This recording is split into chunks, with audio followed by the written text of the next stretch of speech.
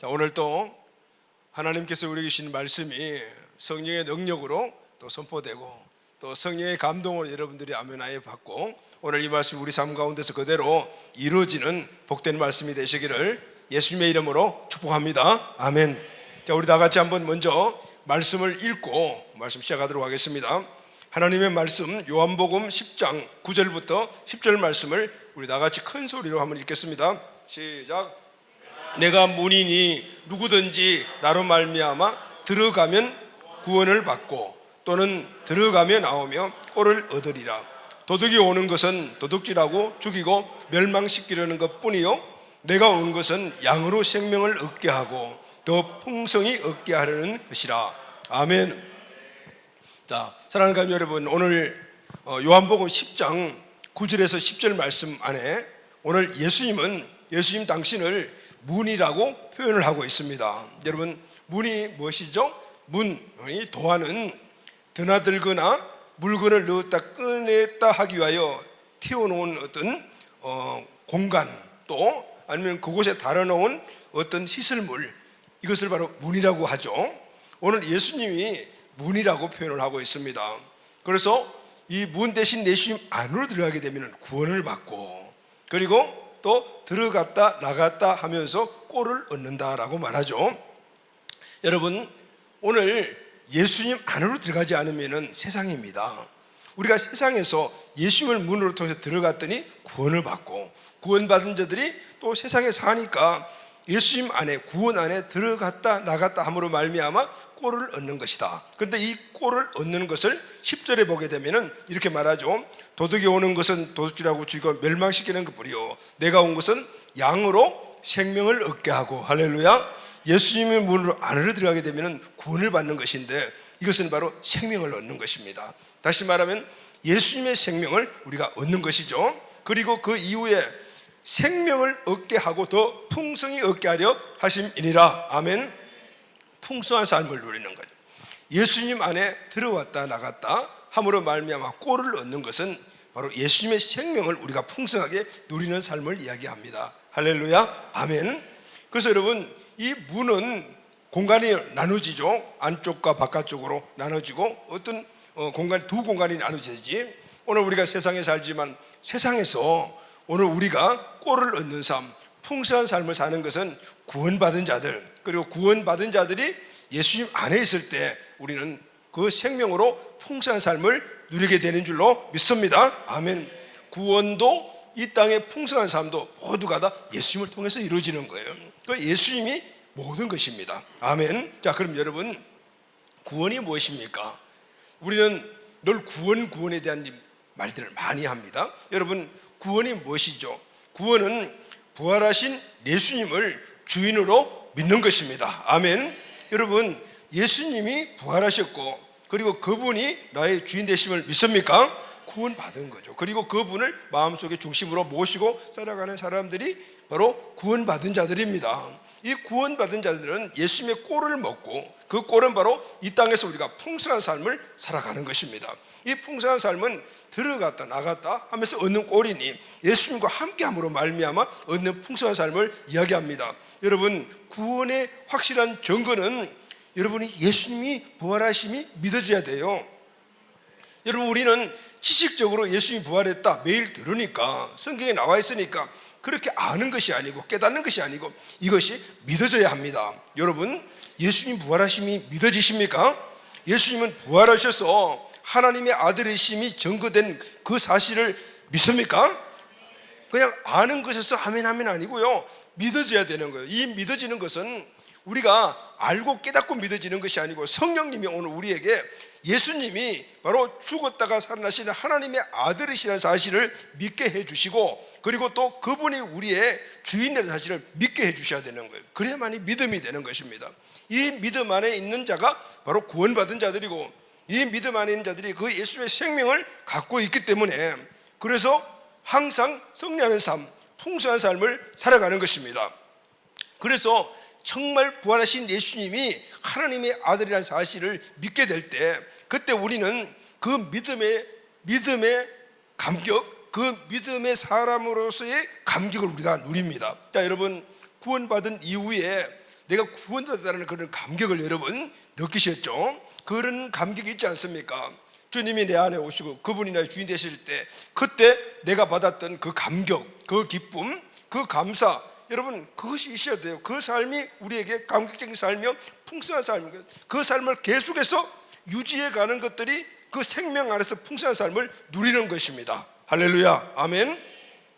우리는 예수님과 함께 했던 그 첫 번째 사랑, 그리고 함께하면서 살아갔던 그 감격적인 삶, 행복한 삶, 그리고 그 믿음을 가지고 세상을 바라봤을 때 그때부터 만만하게 보이잖아요. 여러분, 우리가 예수님이 내 인생의 주인이 되시고 그것이 부활로 증거된 그 믿음의 사람들은 세상을 보게 되면, 이제는 세상에 우리가 억압되고 눌려지고 세상을 보면 불안했지만 그때부터는 불안이 없어집니다. 왜냐하면 내 안에 우주 만물의 주인이시고 전지전능하신 하나님이 계시기 때문에, 아멘. 이 믿음이 있으면 세상이 두렵지 않아요. 어떤 상황 속에서 우리는 뿔리고 살아가지 않습니다. 세상을 만만하게 보고 세상과 맞짱 뜨고 마귀를 이기고 세상을 이기며 세상에서 승리하는 삶을 살아가, 그곳에 하나님의 나라를 이루며 살아가게 되는 것입니다. 자, 여러분, 이런 감격이 저와 여러분들에게 있었죠? 이런 감격을 경험하셨죠? 구원받은 감격, 구원받은 이후의 내 삶의 감격. 그때는 주님을 위하여 밤을 새워 기도하고 양육 훈련 받을 때 기쁨이 넘치고 예수님 생각하면 눈물이 나고, 그런 삶을 가정에 풀을 때 가정 천국이 이루어지고, 또 내가 나가 세상에 살아갈 때 세상에 다 억압받았지만 이제 세상이 만만하게 보이고 살았던 그런 내 인생의 모든 문제를 믿음으로 돌파해 나가며 살았던 그런 경험들이, 감격들이 여러분 있잖아요. 자, 근데 중요한 것은요, 그런 감격들이 지금도 있느냐 그 말이에요. 그때 승리하고 살았던 그 감격을 지금도 지속하고 있는가, 이것이 중요해요. 여러분 어떻습니까? 지금도 그 감격의 삶을, 그 감사의 삶을, 기쁨과 그리고 하나님을 위해서 무엇이든지 다 할 수 있다는 그런 감격적인 그 결단의 삶을 지금도 유지하고 계십니까? 아니면은 잠깐 내려놓고 계십니까? 아니면은 그 삶을 포기할까 말까, 포기할까 말까 고민하고 계십니까? 아니면은 아예 포기하고 살아가시는 분들이 계십니까? 원인이 뭘까요, 여러분? 내 안에 구원의 확신도 있고 예수님이 지금 여전히 부활하심에 대한 확실한 믿음과 그분이 내 인생의 주권자임을 믿고 내 중심에 있다는 사실도 알아요. 말씀도 읽고 예배도 드리고 기도도 하고 그리고 훈련도 받고 있습니다. 그럼에도 불구하고 이전에 그 삶이 회복이 안 되네, 믿음의 삶에 대해서 부담이 오고 어렵고 포기하고 싶고, 그런 상황들이 마음속에서 계속 일어나고 있다. 구원의 은혜, 그 은혜 가운데 살았던 삶 생각하고 그것이 최고의 축복이요 최고의 감격적인 삶이라는 그런 믿음과 신앙으로 살았던 그 기억들 지금 여러분들 여전히 갖고 계십니까? 그건 옛날이요, 옛날에 있었던 일이요, 아련한 과거가 되었습니까? 아니면 지금도 그것이 끊임없이 기복적인 그런 삶을 살아가고 있습니까? 먼 옛날의 인생의 한 점 추억에 되어서 가물가물하고 살아가고 계십니까? 우리는 이런 영적 부침이 오고 있고 지금도 경험을 하고 있을 수도 있습니다. 그래서 발버둥을 치죠. 말씀도 읽고 기도도 해보고 그리고 또 양육반 재입과도 하고 훈련 재입과도 해보고, 그런데도 여전히 그 생각을 떨칠 수가 없고 여전히 그 은혜 받았던 들은 옛날이요 그렇게 되고 사면, 여러분 원인이 뭘까요? 이런 고민들을 우리는 다 하고 지금 신앙생활을 하고 있어요. 원인이 뭘까요? 그것은 말씀과 훈련의 문제가 아니고 우리 마음의 문제라는 사실을 알아요. 다시 말하면 마음을 지키는 것에 실패했기 때문입니다. 아무리 좋은 말씀 깨닫고 훈련받고 그 말씀이 내 가운데 있다 하더라도 그걸 지키지 않으면 그냥 옛날로 돌아가는 거예요. 그것을 빼앗겨버리면 옛날로 돌아가는 것입니다. 굳은 마음이 되어버립니다. 내가 아무리 말씀을 많이 알고 있다 하더라도 그 말씀을 담고 있는 이 마음을 빼앗겨버리게 되면 그냥 마음은 굳어지는 거예요. 그리고 예전의 삶으로 돌아가는 거예요. 그 감격은 식어버리는 것입니다. 들어가도 나아가면서 받는 주님 주시는 꼴을 먹지 못하는 거, 풍성한 삶을 못 사는 겁니다. 다시 예전에 마귀에게 종노를 했던 비참한 과거의 삶으로 돌아갈 수밖에 없는 겁니다. 구원받았지만 말이다. 마음을 지키는 것을 실패하면은 그리스도와 함께 누렸던 풍성한 삶, 천국을 이루어갔던 삶도 다 잃어버리는 것입니다. 여러분, 오늘 우리는 마음을 지켜야 합니다. 할렐루야. 마음을 지켜야 합니다. 생명 걸고 마음을 지켜야 합니다. 그런데 여러분, 마음을 지키는 것이 아니고 마음을 사수해야 합니다. 여러분, 사수하다라는 말을 들어보셨죠? 우리 여성분들은 이 사수하다라는 말에 대해서 잘 의미를 알지 못해요. 이 사수하다라는 말은 죽음을 무릅쓰고 지키다라는 뜻을 갖고 있어요. 군대 용어. 그런데 군대 용어 중에서도 전투할 때, 전쟁 때 사용하는 용어가 사수하다라는. 마음을 지키는 것은 대강대강 하면 안 된다. 우리는 마음을 지키는 것 그거 뭐 별거 아니지 생각하지만 이건 내 모든 생명이 달려있다는. 왜냐하면 마음을 지키는 것이 내 인생을 지키는 것입니다. 내 생명과 내 모든 것을 지키는 겁니다. 마음 빼앗겨버리면 내 인생을 다 빼앗겨버리는 거예요. 생명을 빼앗겨버리는 것이죠. 마음을 지켜야만이 오늘 우리는 감격적인 삶을 살 수가 있고 이 땅에서 하나님이 주시는 은혜, 축복, 풍성한 삶, 들어가도 나가도 꼴을 받는 이 삶을 살아갈 수가 있어요. 할렐루야. 아멘이죠 여러분. 오늘 본문 말씀을 보면은 이렇게 마음을 사수한 사람의 이야기가 나옵니다. 오늘 우리 본문은 잘 알고 있는 내용이지 않습니까? 마음을 사수한, 마음을 생명을 걸고 지킨 4명의 사람이 나오죠. 여기 나오는 사람이 다니엘, 그리고 벨드사살, 다니엘, 그리고 또 미사엘, 아사랴, 하나냐, 이 4사람이 나오는데 이 사람들의 이 바벨론식 이름이 벨드사살과 사드락, 메삭, 아벳노고잖아요. 자, 오늘 6절 말씀을 우리 다 같이 한번 읽도록 하겠습니다. 시작. 그들 가운데 유다 자손 곧 다니엘과 하나냐와 미사엘과 아사랴가 있었더라. 이 4명은 유다가 바벨론에게 망할 때 특별히 바벨론에서 똑똑하고 잘생기고 그리고 또 귀족 그런 집안의 출신 이 소년들을 포로로 끌고 가서 일부러 사용하기 위하여 이 바벨론의 학문과 지식을 가르쳐서 그들이 사용하기 위해 특별히 총명한 아이들을 데리고 갔는데 소년들이잖아요. 이때 끌려간 친구가 이 4사람이에요. 그들이 끌려간 환경은 어떤 환경입니까? 바벨론입니다. 바벨론은 그 당시 최강 국가입니다. 대제국입니다. 그리고 우상 숭배가 아주 만연한 그런 국가예요. 자, 이런 환경에 바벨론에 끌려간 이 4명의 소년들이 그런데 그 바벨론이라는 그 환경을 이기고 돌파해 나갔습니다. 그럴 뿐만 아니라 그 환경 가운데서도 존귀하게 여김을 받는 그런 사람으로 세워졌어요. 어떻게 이런 일들이 일어날 수 있을까요? 그것은 바로 그들에게 하나님의 주인 되심을 믿는 그 중심 되신 마음을 굳건하게 지켰기 때문이었습니다. 여러분, 마음을 지키는 것이 얼마나 중요한가라는 사실을 오늘 우리는 본문을 통해서 알 수가 있습니다. 사랑하는 가족 여러분, 오늘 이 땅의 풍성한 삶을 우리가 놓치지 않고 의와 평강과 희락을 누리는 천국의 삶을 우리 심령에서부터 시작하여 우리 가정과 우리 환경에서 누리지 않고 살아가는 비결은 바로 우리의 마음을 지키는 겁니다. 할렐루야. 아멘. 오늘 우리는 마음에 대해서 한번 같이 생각을 하려고 합니다. 이 말씀이 오늘 성령의 감동으로 우리에게 믿음이 되기를 예수님의 이름으로 축복합니다. 아멘. 첫 번째, 마음은 생명의 근원이기 때문에 반드시 지켜야 합니다. 마음은 왜 지켜야 하냐면 생명의 근원이기 때문에 지켜야 합니다. 여러분, 우리 생명 너무 중요하기 때문에 생명을 지키려고 무던히 노력을 하잖아요. 마음이 생명의 근원이기 때문에 오늘 우리는 이 마음을 지켜야 되는 것입니다. 8절 말씀을 다 같이 한번 읽겠습니다. 시작. 다니엘은 뜻을 정하여 왕의 음식과 그가 마시는 포도주를 자기를 더럽지 아니라 하고 자기를 더럽지 아니하도록 환관장에 구했다. 이렇게 기록을 하고 있죠.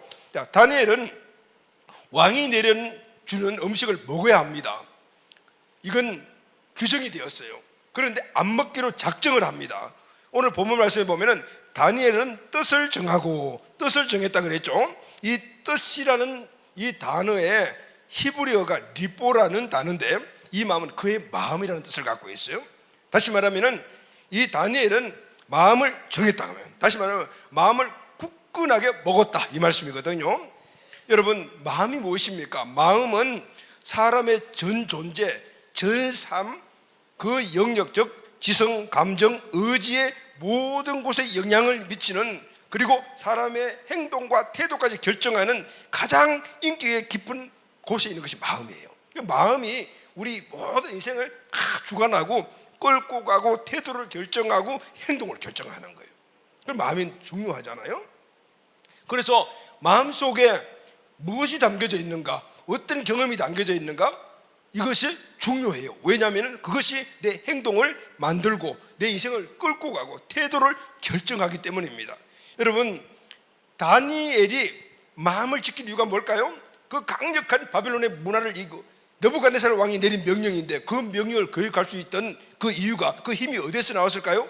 마음을 지켰기 때문이에요. 마음에 뭐가 있었죠? 우상의 음식을 먹지 않는다. 마음의 주인 대신 그분이 하신 말씀이에요.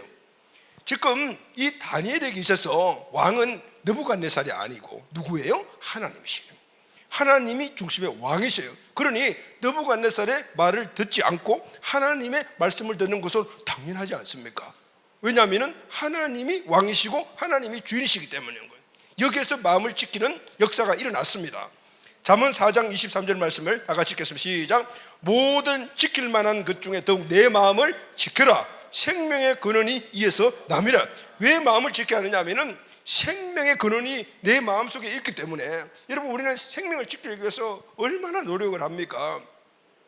좋은 음식 먹고 운동하고 별별 보약 다 먹는 게 생명을 지키기 위해서요.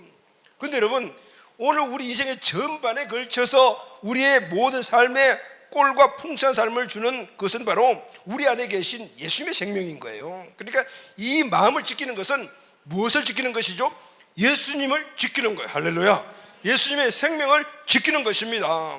마음을 지키는 것이 생명의 근원입니다. 왜냐하면 우리는 마음에서 내가 주인된 죄를 회개하고, 그리고 내 마음에 예수님을 모시고 내 마음 안에 있는 주님의 말씀대로 살아갈 때 꼴을 먹는 풍성한 삶을 살기 때문입니다. 그러니까 마음을 지키는 것은 생명을 지키는 것입니다. 로마서 10장 9절 말씀을 다 같이 읽겠습니다. 시작. 내가 만일 내 입으로 예수를 주로 시인하며 또 하나님께서 그를 죽은 자 가운데 다시 살리신 것을 내 마음에 믿으면 구원을 받으리라. 아멘. 어디서 믿습니까? 마음에서 믿는 거예요. 마음에서 믿음을 통해서 우리 입술로 시인하는 데는 마음에서 시작을 합니다. 여러분, 예수님을 믿기 전에 우리 마음은 누가 장악을 하고 있었습니까? 악령의 처소였습니다. 악한 영들이 내 마음을 장악하고 있었습니다. 그러나 예수를 믿지 않는 죄를 회개하고 예수님을 주인을 믿게 되게 되면 내 마음에는 생명의 그릇인 예수님이 거하게 되십니다. 할렐루야. 마음을 지키는 것은 이 생명의 근원 대신 예수님을 지킨다 그 말인 거예요.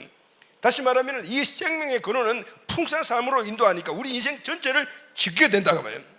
그래서 여러분, 마음이 너무 중요합니다. 이 사실을 누가 알까요? 마귀가 최고로 잘 알죠. 천사가 마귀가 된 사건만 보아도 마음이 얼마나 중요한 사실인가를 알 수가 있어요. 아름답고 영화로웠던 천사장이 마음의 하나님의 보호자를 자기가 차지하려고 하는 생각을 품는 순간에 마귀가 되어버렸어요. 여러분, 마귀가 되는 건 간단해요. 순간적으로 되는 거죠. 이 천사장이었어요. 얼마나 영화로운 그런 직책입니까? 그런데 이 천사장이 마음속에 내가 주인 되어야 되겠다라고 딱 생각하는 순간에 마귀로 바뀌어버렸다. 여러분, 우리가 아무리 천사 같은 삶을 살고 선한 삶을 살지만은, 하나님 주신 은혜와 능력으로 풍성한 삶을 살지만은 한순간에 내가 주인이 되어버리게 되면 마귀와 같은 존재로 바뀌어버리는 거예요. 뚝 떨어져, 세상에 뚝 떨어지는 존재가 된다 그 말입니다. 아담이 타락한 이유도, 모든 사람이 죄인이 된 이유도 바로 마음에 하나님 두기를 싫어하고 자기가 주인 되려고 하는 마음 때문이었다라는 것입니다. 로마서 1장 28절 상반절을 또한 그들이 마음에 하나님 두기를 싫어하며 하나님께서 그들을 그 상실한 대로 내어버려 두사. 모든 것이 마음에서 시작이 되는 거예요. 마음에서 죄가 시작되는 겁니다. 그래서 하나님은 우리의 외모보다 중심을 보신다라고 했습니다. 하나님은 우리 행위 이전에 마음을 보시는 거예요. 너희 마음의 음욕을 품으면 이미 가늠한 자라고 인정을 하셨지 않습니까? 네 마음속에 형제를 미워하는 그것은 뭐라고 이미 네가 살인자다라고 이야기를. 마음에서 모든 것들이 행동으로 태도로 만들어지기 때문이에요. 예수님을 주인으로 믿는 사람의 마음은 천국의 주인 대신 예수님이 거하시잖아요. 처소가 되잖아요. 예수님이 거하시게 되면은 거기에 바로 천국이 이루어지는 것입니다. 천국의 주인이신 예수님이 거하시는 이 마음을 지키고 살아가야 되는 우리는 어떤 상황 속에서도 천국을 누리며 살아갑니다. 지난번 시간 함께 나눴던 말씀이 뭐죠? 여러분, 하나님 나라 천국은 어떤 곳이라고 했죠? 의와 평강과 희락이라고 그래요. 이런 사람은 어떤 환경 속에서도 벌떡벌떡 일어나죠. 열악한 환경을 만나도 환경에 구애받지 않고 원망, 두려움, 불평 없이 오직 주님으로 인하여 기쁨과 감사가 넘치며 의와 평강과 희락을 넘치는 바로 천국의 삶을 살아가는 겁니다.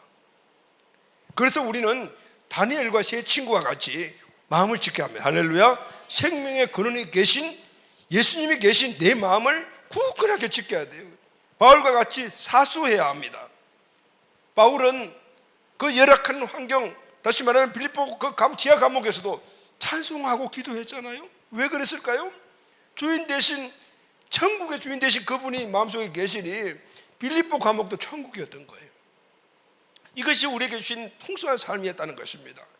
생명의 근원 대신 주님이 내 안에 계시니 우리는 마음을 굳건하게 지켜야 될 줄로 믿습니다. 아멘. 자, 이 두 번째 중요한 것은 이런 마음의 역할을 누가 압니까?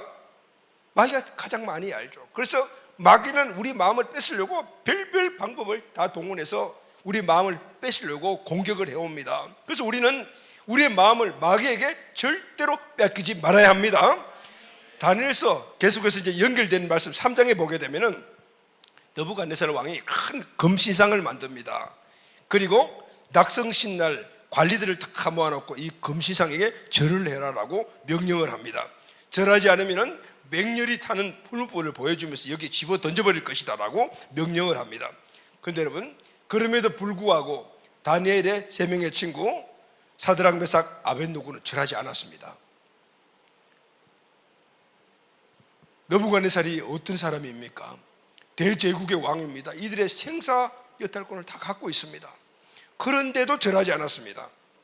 왜냐하면 이들의 중심은 하나님이고, 그리고 하나님께만 절을 하는 바로 하나님의 종이라는 사실을 알고 있는 사드락, 메삭, 아벳노고의 왕은 하나님이세요. 느부갓네살의 왕이 아니에요. 그러니 당연히 느부갓네살의 말을 듣는 것이 아니고 하나님의 말씀을 따라서 순종하는 것은 당연하지 않습니까? 생명의 근원이 느부갓네살 왕에 있는 것이 아니고 하나님께서를 믿고 있었기 때문에 느부갓네살이 그것이 금장에 절하다 절을 하지 않았단 말이에요.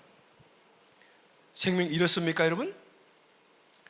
느부갓네살은 이 세 명의 이 소년들을 극렬히 타는 풀물에 던졌습니다. 어떻게 됐습니까? 생명의 근원이신 주님이 지켜주셨어요. 그들 안에 생명이 있으니, 영원한 생명이 있으니 결과가 어떻게 되었습니까? 다니엘서 3장 30절 말씀을 보면은 왕이 드디어 사드락과 메삭과 아벳노고를 바벨론 지방에서 더욱 높이니라. 아멘. 역전되었습니다. 하나님의 생명을 갖고 있는 자의 결론은 성공이고 축복이고 실패가 없는 거예요.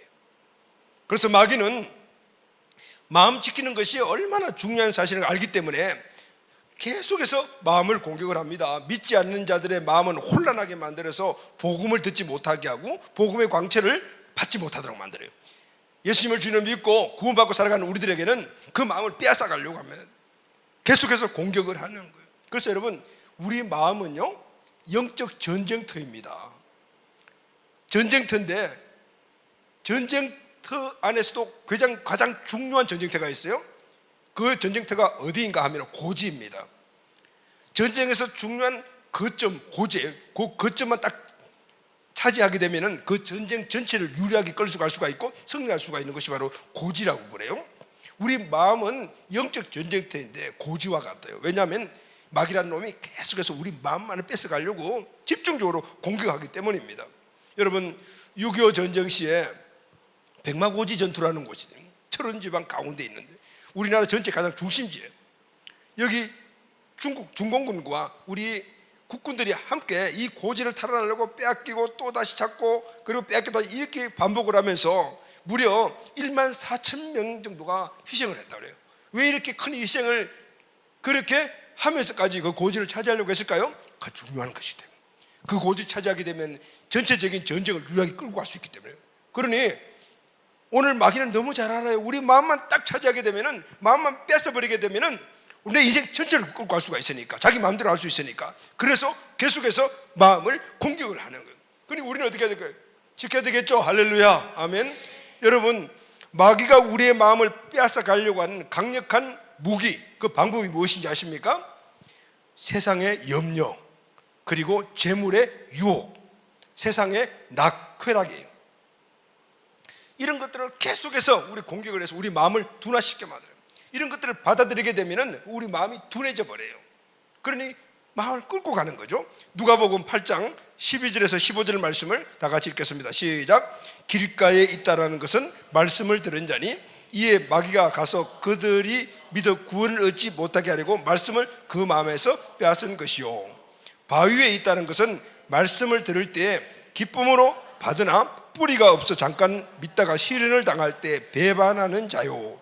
가시떨기에 떨어졌다는 것은 말씀을 들은 자이나 지내는 중 이생의 염려와 재물과 향락의 기운에 막혀 온전히 결실하지 못하는 자요. 좋은 땅에 있다는 것은 착하고 좋은 마음으로 말씀을 듣고 지켜 인내로 결실하는 자니라. 아멘. 여러분, 씨 뿌리는 비유잖아요. 우리 잘 알고 있습니다. 여기에 마음밭이 4가지가 나오잖아요. 하나님 말씀이 우리 마음속에 들어오잖아요. 그러면은 이 말씀을 우리가 어떻게 해요? 듣고 지켜 인내하여 결실할 때 풍성한 삶을 살아갑니다. 그런데 마귀라는 놈은 이 3번째 말씀에 보면 가시떨기에 떨어졌다는 것은 말씀을 들은 자나, 말씀을 들었어요. 말씀 마음에 받았어요.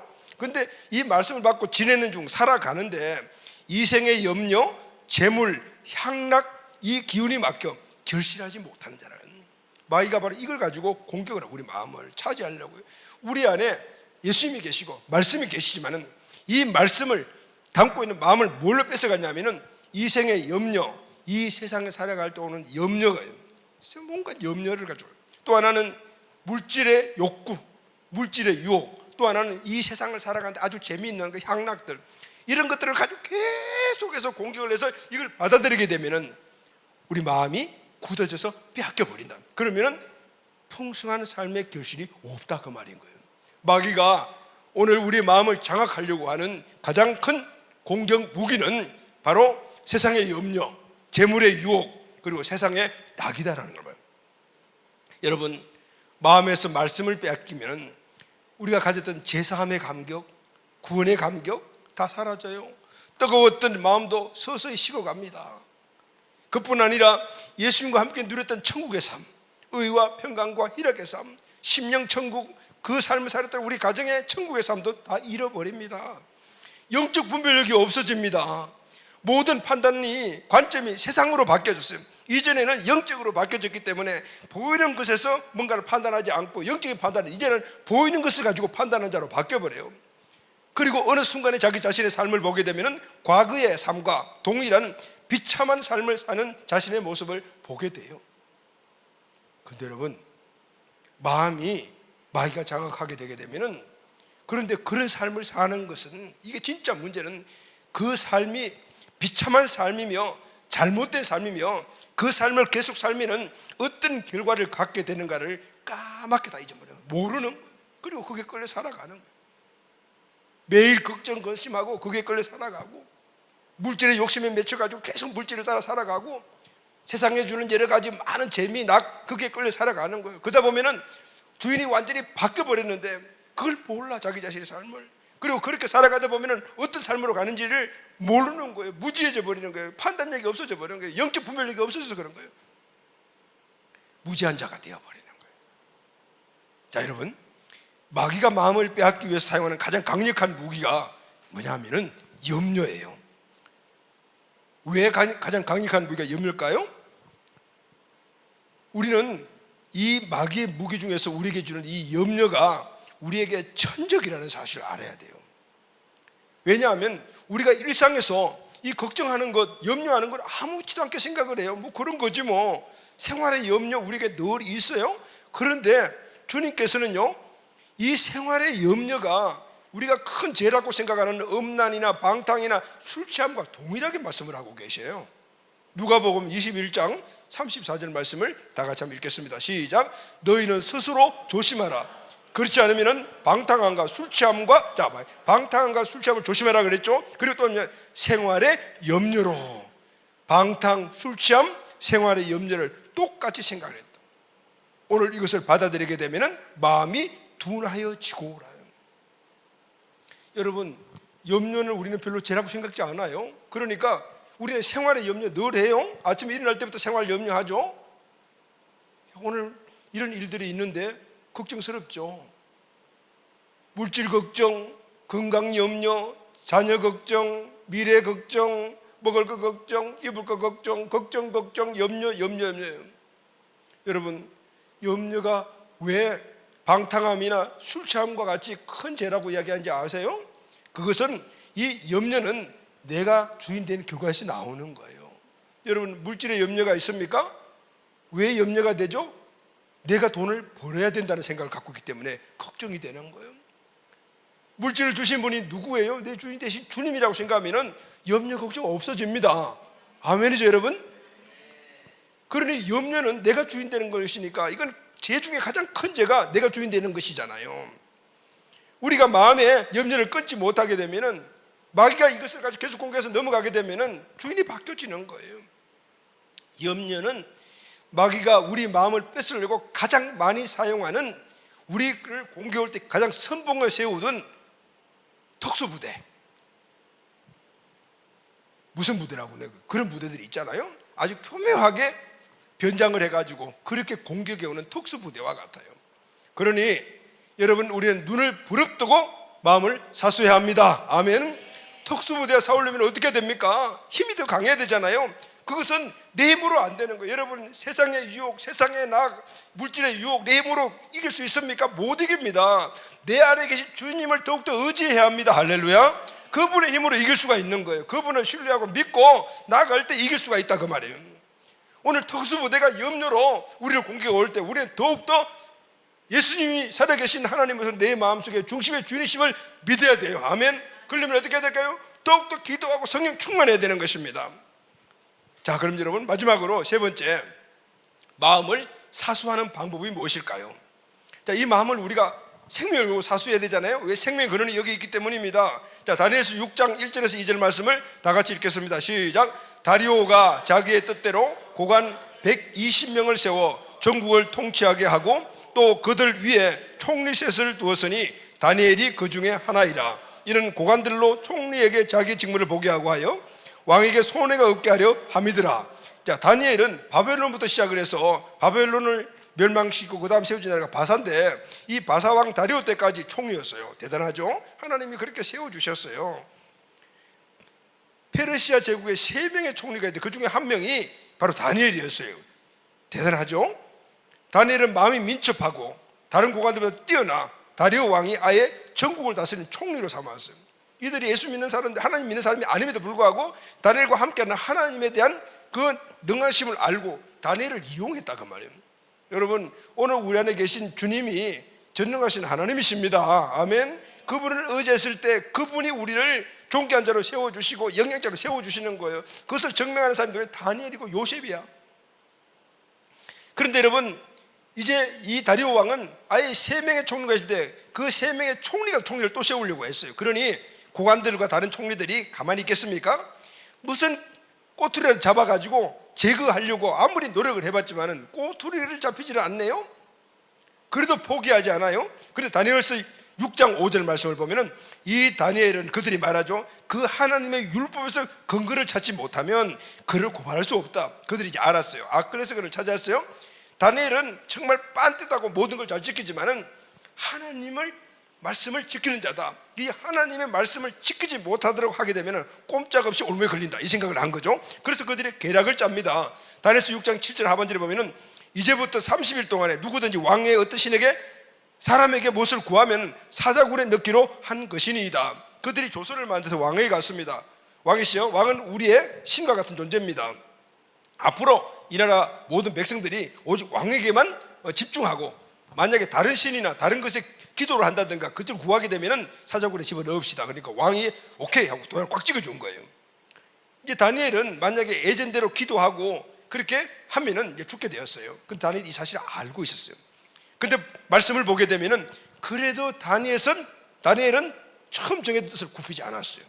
다니엘서 6장 10절 말씀 다 같이 읽겠습니다. 시작. 다니엘이 이 조서에 왕의 도장이 찍힌 것을 알고도 자기 집에 돌아가서 윗방에 올라가 예루살렘을 향해 창문을 열고 전에 하던 대로 하루 3번씩 무릎을 꿇고 기도하며 그의 하나님께 감사했더라 그랬죠.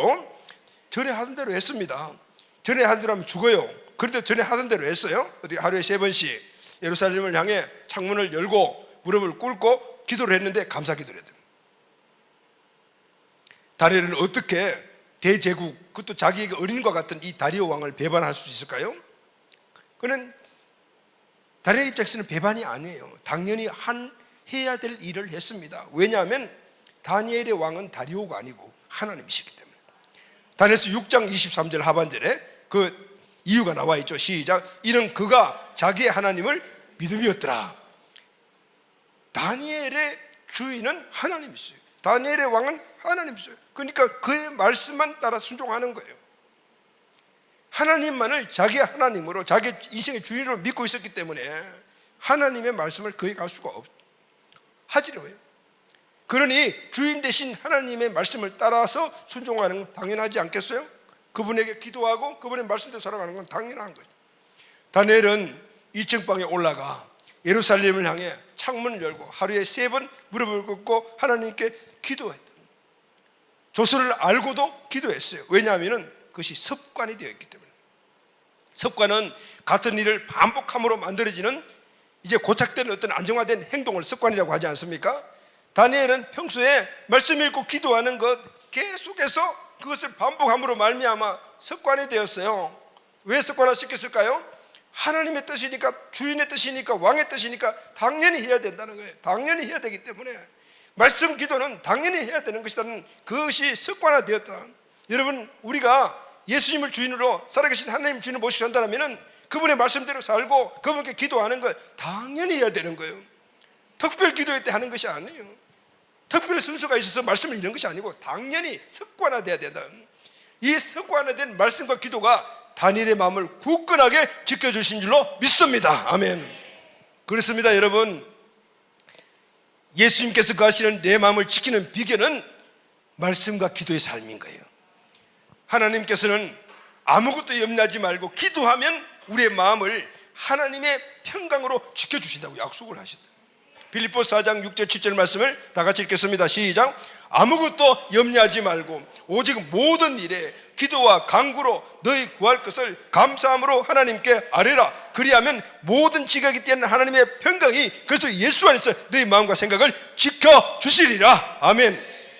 염려가 뭐라 그랬습니까? 마귀가 공격하는 가장 강력한 무기가 염려, 걱정이라고 그랬잖아요. 이 염려를 이기는 것은 기도와 간구, 하나님께 감사하는 것이라는. 하나님의 평강이 우리가 기도하고 간구해 나갈 때 우리를 지켜주심으로 말미암아 우리 마음을 우리가 지키는 것이 되는 거예요. 할렐루야. 사도행전의 초대교회 성도들과 사도들, 다니엘 하루에 3번 시간을 정해놓고 기도한 것, 바로 이것이 그들의 마음을 굳건하게 지켜 마귀에게 마음을 빼앗기지 않았던 원인이었습니다. 여러분, 기도가 무엇입니까? 하나님의 약속을 붙잡고 하나님께 나아가는 것이 기도입니다. 하나님은 이스라엘 백성들에게 포로로 끌려갈 때 70년 후에 돌아오게 해주리라 약속하셨어요. 다니엘이 하루에 3번씩 예루살렘을 향하여 문을 열고 무릎을 꿇고 기도한 내용이 뭘까요? 하나님 약속하지 않았습니까? 70년 후에 우리를 돌려보내줄 줄로 믿습니다. 그러나 그 70년은 정한 기간이기 때문에 이 70년 기간 동안에 하나님 배신하지 않고 살게 해주세요. 하나님 주인됨을 그냥 우리 마음속에 항상 갖고 살게 해주세요. 이 어려운 상황이지만 하나님이 주인 되셨기 때문에 이 바벨론 노예 생활이지만 우리가 천국을 누리고 살아가게 해주세요. 이거 기도했다.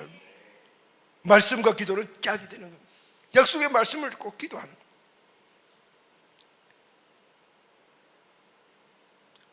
우리 안에 말씀이 가득하게 되게 되면 세상에 염려, 유혹이 들어오더라도 분별력이 서는 겁니다.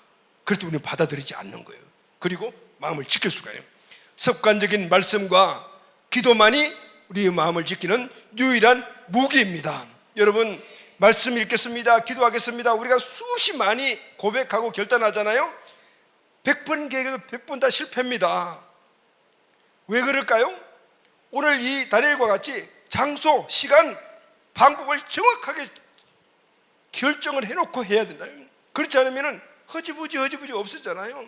오늘 이 말씀 듣고 여러분들 그렇게 말씀 기도로 다시 해보게 되겠다 하지만은, 그러나 다음 주와 보게 되면 옛날로 돌아가는 모습을 보게 돼요. 왜 그렇죠?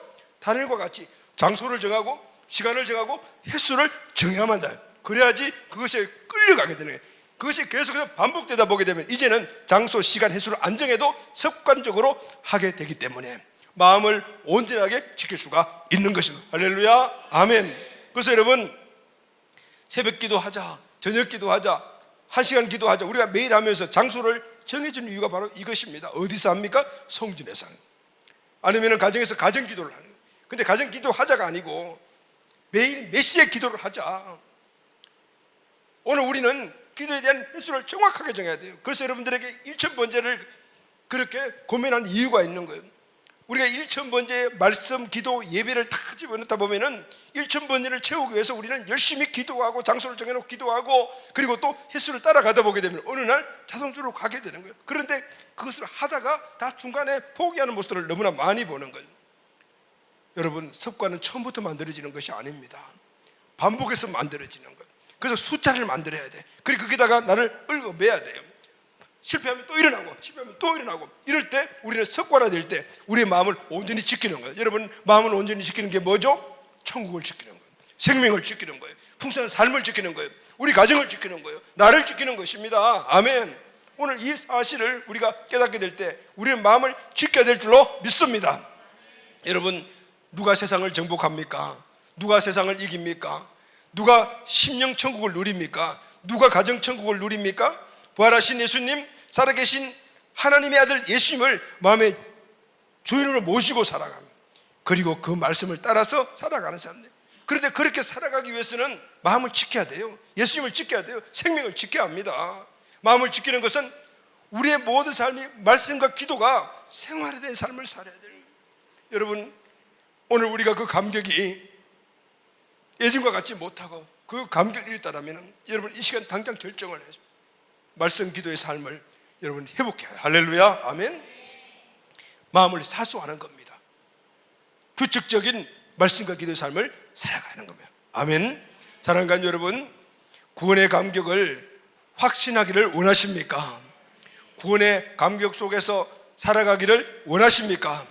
살아계신 하나님의 아들 예수님과 함께하는 삶을 살기를 원하십니까? 그분의 능력으로 세상을 이기고 마귀를 이기고 하늘 천국이 내 삶에 이루어지기를 원하십니까? 내 심령의 천국, 우리 가정의 천국, 직장 천국, 사업 천국, 꿈과 비전의 천국을 잃어버리지 않고 계속해서 누리기를 원하십니까? 아멘. 내 생명의 근원 대신 내 생명의 근원되는 마음을 지켜야 합니다. 마귀에게 뺏기면 안 됩니다. 어떤 마귀가 공격하는 여러 가지 많은 공격이 있다 하더라도 우리의 생명 걸고 마음을 사수해야 합니다. 그 마음을 사수하는 길은 오늘 우리는 시간을 정하고 횟수를 정하고 그리고 장소를 정해서 끊임없이 말씀 읽고 기도하는 겁니다. 아멘. 우리의 모든 삶 안에 말씀과 기도가 회복되어서 하나님께서 주인 되어 주시는 의와 평강과 희락의 천국의 삶, 풍성한 삶, 승리의 삶을 회복해 나가는 우리 온 가족들이 다 되시기를 예수님의 이름으로 축복합니다. 아멘.